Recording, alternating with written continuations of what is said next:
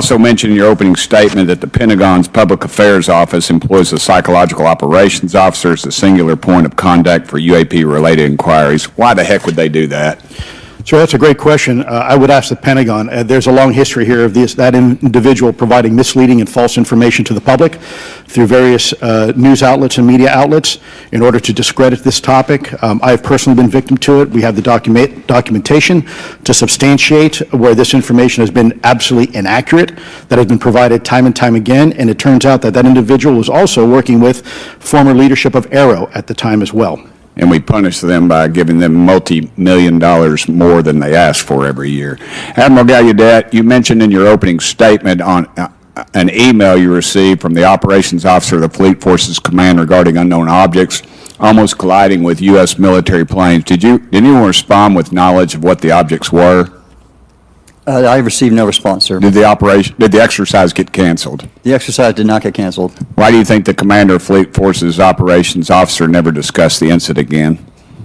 Sir, I'm speculating because I didn't have an exchange with him, but I believed it to be part of a special access program, the information and the video, which we have known now it was, and he realized he couldn't share that openly with the recipients of the email, and therefore the email was pulled from everybody's account. Again, tell us what happened to the email from the commander of Fleet Forces. The day after I received it, and all the other recipients received it, which were all the subordinate commanders of U.S. Fleet Forces, so 1- and 2-star admirals, including strike group commanders, the email was wiped or deleted from our accounts, okay, and then no one talked about it. All right. Have you specifically had any experience with submersible objects? Sir, I've no personal experience, but I've had witnesses on submarines come to me and say they've seen on sonar data. Correct. Okay. Yeah. How would you characterize those, and how do they move?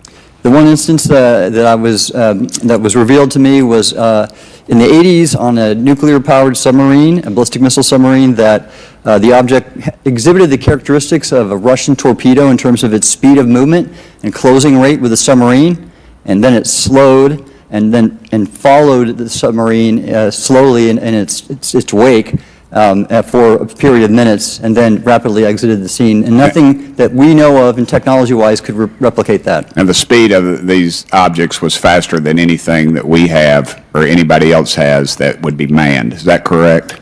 It was on the order Underwater. of a torpedo. So yes, sir. Yes, sir. But as it exited, well, I don't exactly know how fast a torpedo is, but I expect it does better than my old outboard Scott Atwater, so I'll take that as a yes. Yes, okay. Have you experienced any experience with the All-Domain Anomaly Resolution Office, ARROW? Yes, Congressman, as I mentioned previously, I have met with them. Okay. You heard Mr. Elizondo describe psychological operations for those contacting the Department of Defense about UAPs. You mentioned a similar influence operation by ARROW. Why are federal agencies invested in running information operations about UAPs if they do not exist? Yes, sir. But I'll make a statement on ARROW's behalf. They have new leadership. The office has reached out to me to meet again, and I take that as a good faith effort, and we'll see where that goes. Thank you, Chair Lady. I've run over. Thank you. Thank you, Mr. Tennessee. I would now like to recognize Mr. Higgins. You're the king of Tennessee. Mr. Higgins, you're recognized for 5 minutes of questions. Thank you, Madam Chair. Mr. Elizondo, Mr. Schellenberger notes in the report that we've been given for this hearing. I believe, Mr. Schellenberger, let me shift you, the author of this report. I'm sorry, sir, I'm not the author. Mr. Schellenberger, were you the author of this report? There's no name on it. No. Do you know the author? I do.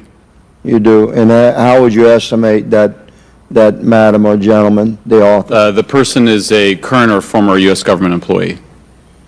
And it states here that this is the public version of the author's report. Yes.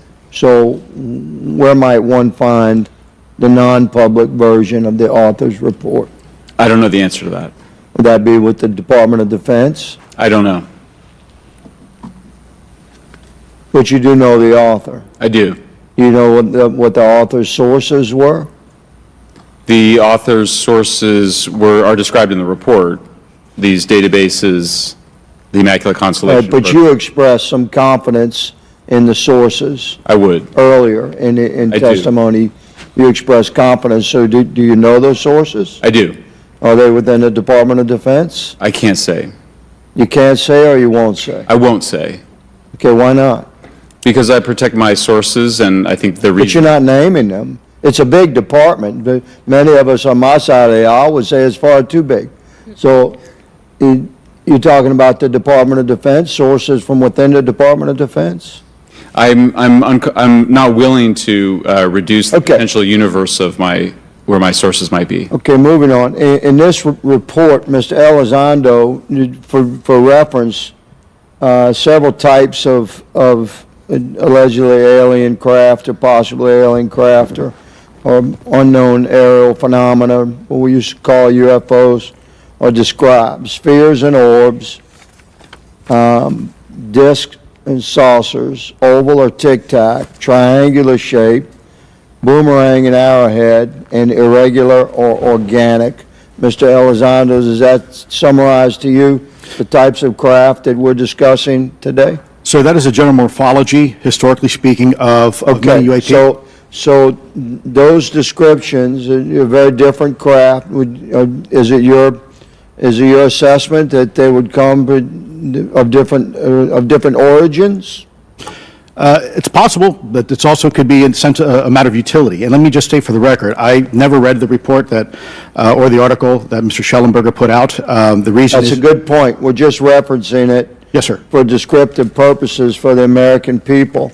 Mr. Schellenberger, in this report, it's striking to me that regarding the descriptions of experiences with these various craft, several of them include biological effects and several do not. Are you familiar with what I'm talking about? Yes.